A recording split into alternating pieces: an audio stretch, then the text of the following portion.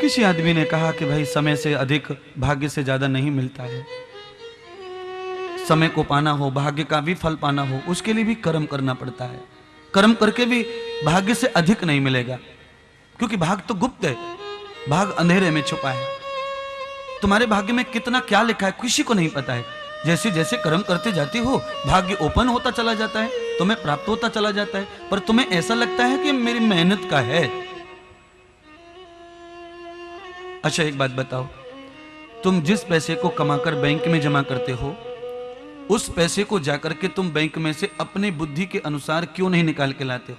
बताओ, पैसा किसका है? वो जो बैंक में डाला है वो पैसा किसका है? उस पे अधिकार किसका है?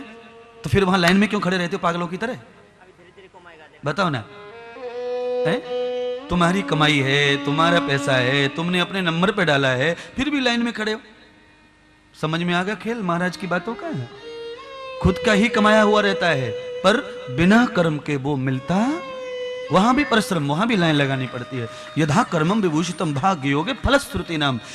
मैं एक बात कहना चाहता हूं, आप किसी पैसे वाले को देखते हैं तो आपको लगता है कि मैं भी हो जाऊं ऐसा। आप किसी गाड़ी वाले को देखते हैं तो आपको लगता है कि मैं भी हो जाऊं ऐसा। तो आप दूसरों को देख के सब कुछ होना चाहते हैं, तो फिर मुझे देख के आप मेरे जैसा क्यों नहीं होना चाहते हैं? भाई मेरे जैसे होने में क्या नुकसान है आपका? बताओ ना, बताओ ना भाई।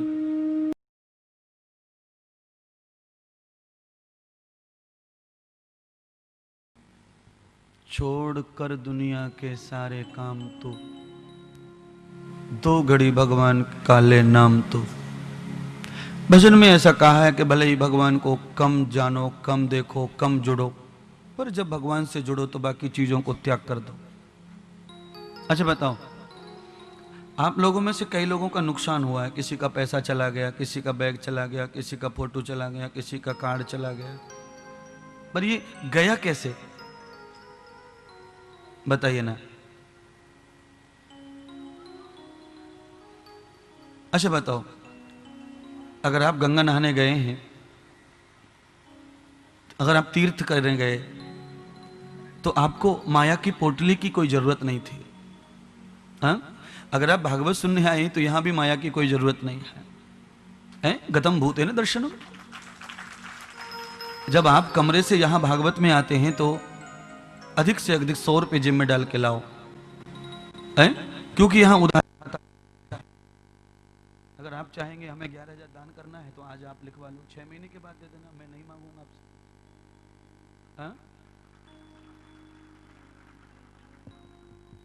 इसीलिए महाराज के भजन में आया, छोड़ कर दुनिया के सारे, दो घड़ी भगवान का ले। इस सुनने और समझने में तो बहुत बेस्ट है, पर इसको आचरण कर लिया तो दी बेस्ट, फिर बहुत अच्छा है। क्योंकि बहुत सहज आचरण होना चाहिए, ऐसा याद कर लो। तुम्हें जो तकलीफ है संसार को लेके घूमने की वजह से, वो तकलीफ यशोदा को भी हुई।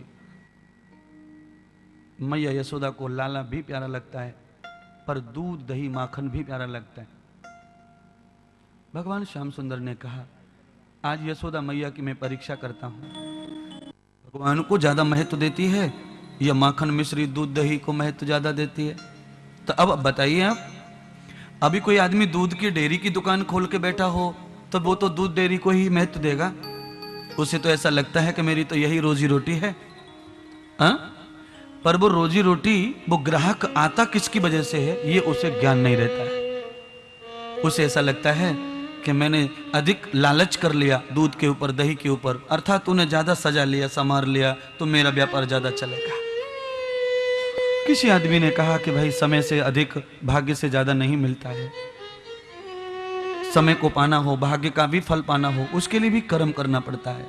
कर्म करके भी भाग्य से अधिक नहीं मिलेगा, क्योंकि भाग्य तो गुप्त है, भाग्य अंधेरे में छुपा है।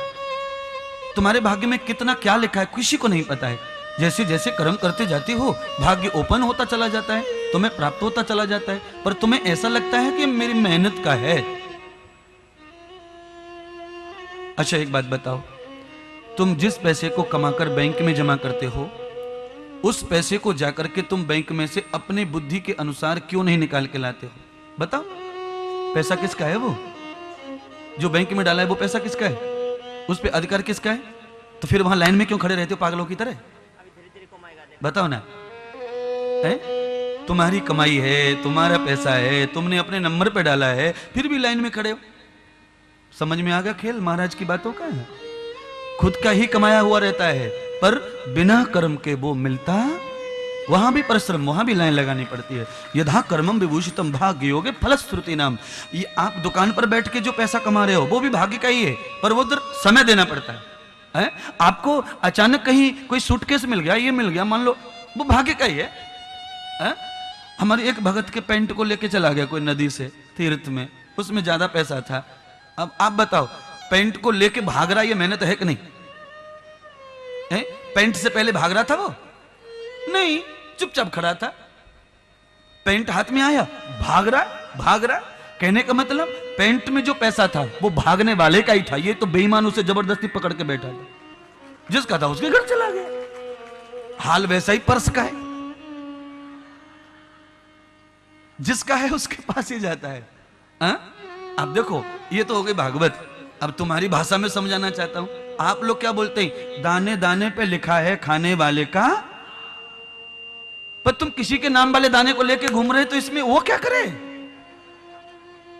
इसलिए जिसका है वो उसके पास जाएगा, और जो तुम्हारा है वो तुम्हारे पास रहेगा। उसे कोई ले जा नहीं सकता है। इसलिए अधम न वेद युक्तम। फिर डर कैसा? फिर पैसा प्रपंच में क्यों मगन होने का? प्रपंच में मगन होने की आवश्यकता क्या है? तुम्हारे खेत के ऊपर तुम्हारे मक्का पक रही है, बाजरा पक रहा है, ज्वारी पक रही है, तुम्हारे खेत में चाहे 1000 चिड़ियां बैठी, पर सारी दुनिया की चिड़ियां भी तुम्हारे मक्का के खेत में आ जाए ना, तो भी वो तुम्हारे खेत का कुछ नहीं बिगाड़ सकती, अगर तुम्हारे भाग्य में वो धान्य लिखा है तो। और तुम्हारे भाग्य में नहीं है तो तुम डंडे मारो, पत्थर मारो, रखवाली करो, फिर भी तुम्हें मिलेगा नहीं। याद रखो इस बात का। जिनके खेत में चिड़िया बिल्कुल नहीं आती, उनके खेत में ओले बरस जाते हैं, तूफान आ जाता है और सारा धान्य नष्ट हो जाता है। पर क्यों परेशान हो रहे फिर?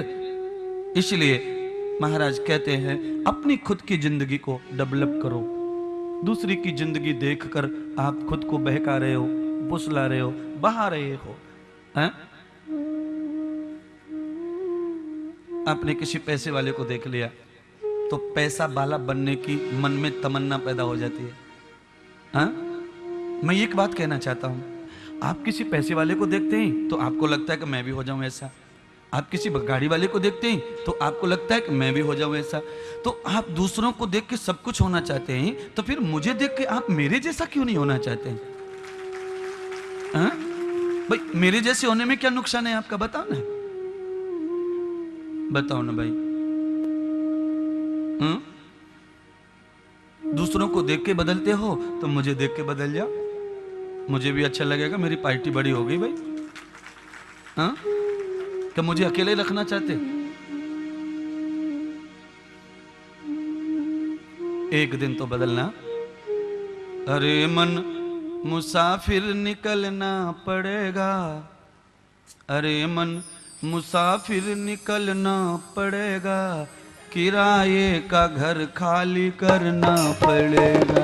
अरे मन मुसाफिर निकलना पड़ेगा, अरे मन मुसाफिर निकलना पड़ेगा, किराए का घर खाली करना पड़ेगा, किराए का घर खाली करना पड़ेगा। भाई, पैसे वाले को देखकर पैसे की भूख जाग जाए, ये तो डुबाने का काम है। पैसा बढ़ता है तो आदमी को हाइपर टेंशन बहुत बढ़ता है, तकलीफ बढ़ती है, आदमी का काम बढ़ जाता है।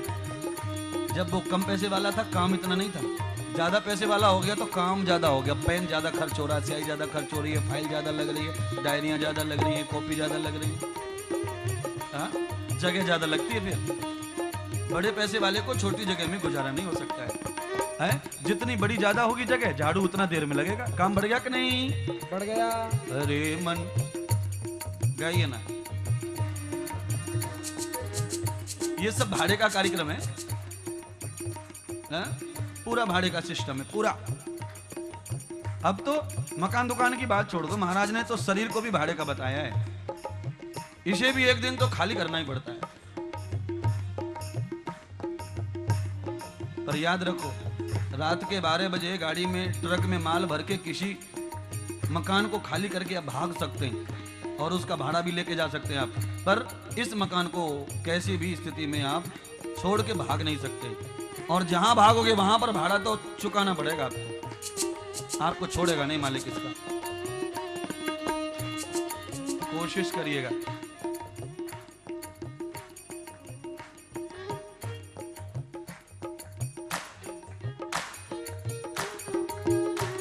कोशिश कर रहे हैं आप।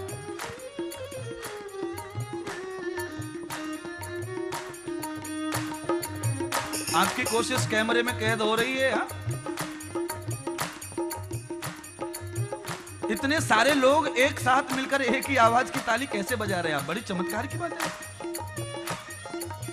घर में 4 लोग होते ही चारों एक जैसे नहीं होते, पर इतने लोग कितने घरों के हैं, कितने स्टेट के। मुझे लगता है भारत में से कई स्टेट के लोग आए कथा सुनने के लिए, पर ताली एक जैसी आवाज आ रही है। कैसे मिक्स हो गई ये?